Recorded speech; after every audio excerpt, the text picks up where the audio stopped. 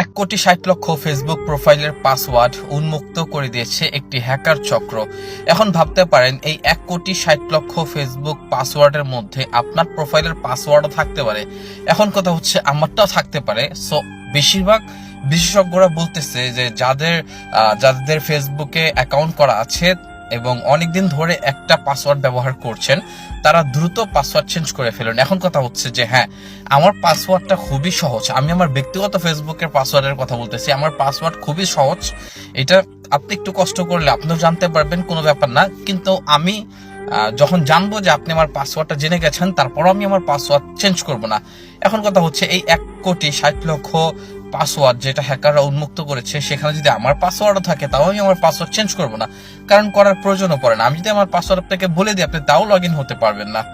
So এটার কারণ হচ্ছে যে আসলে আমি 2 ফ্যাক্টর ব্যবহার করি ফেসবুকে। যারা একটু এক্সপার্ট, যারা ফেসবুক সম্পর্কে ভালো বুঝেন, তারা কম বেশি সবাই 2 ফ্যাক্টর সিকিউরিটি ব্যবহার করেন। 2 ফ্যাক্টর এমন একটা সিকিউরিটি যেটা যে আমি ধরেন আমার পাসওয়ার্ড আপনার সাথে শেয়ার করলাম, এখন আপনি লগ ইন হবেন। লগ ইন হওয়ার পরে আমার 2 ফ্যাক্টর অ্যাপের ভিতরে একটা পাসওয়ার্ড, 1 টাইম 6 ডিজিটের একটা পাসওয়ার্ড, প্রত্যেক 6 সেকেন্ড পর পর এটা রিফ্রেশ হতে থাকবে। আপনাকে 6 সেকেন্ডের মধ্যে আমার মোবাইল হাতে নিয়ে সেই 2 ফ্যাক্টর অ্যাপ ওপেন করে সেই অ্যাপের ভিতরে আবার খুঁজে বের করতে হবে যে আমার ফেসবুক প্রোফাইলের ঠিক কোন পাসওয়ার্ডটা এইভাবে গোল গোল করে ঘুরতেছে, সেইটা নিয়ে আমার ফেসবুকে যখন আপনি দিতে পারবেন তখনই আইডিতে লগ ইন হতে পারবেন। এইবারে আপনি যদি মরেও যান, তারপর আমার আইডিতে আপনি লগ ইন হতে পারবেন না, যতবারই আপনি পাসওয়ার্ড আমার নিয়ে নেন। সো যার কারণে যারা 2 ফ্যাক্টর পাসওয়ার্ড ব্যবহার করেন, তাদের জন্য কোনো টেনশন নাই। তাদের পাসওয়ার্ড আপনার যাকে খুশি তাকে দিয়ে দেন, দেয়ালে আপনি লিখে রাখেন, তাও আপনার হ্যাকাররা হ্যাক করতে পারবেন না যদি আপনি 2 ফ্যাক্টর ব্যবহার করেন। কারণ 2 ফ্যাক্টর হচ্ছে বর্তমান জেনারেশনের একদম লেটেস্ট সিকিউরিটি মডেল। এইটার পরে আর কোনো স্ট্রং সিকিউরিটি এখন পর্যন্ত মার্কেটে আসে নাই। সো আমি 2 ফ্যাক্টর ব্যবহার করি গত প্রায় 3 বছরের মতো হবে।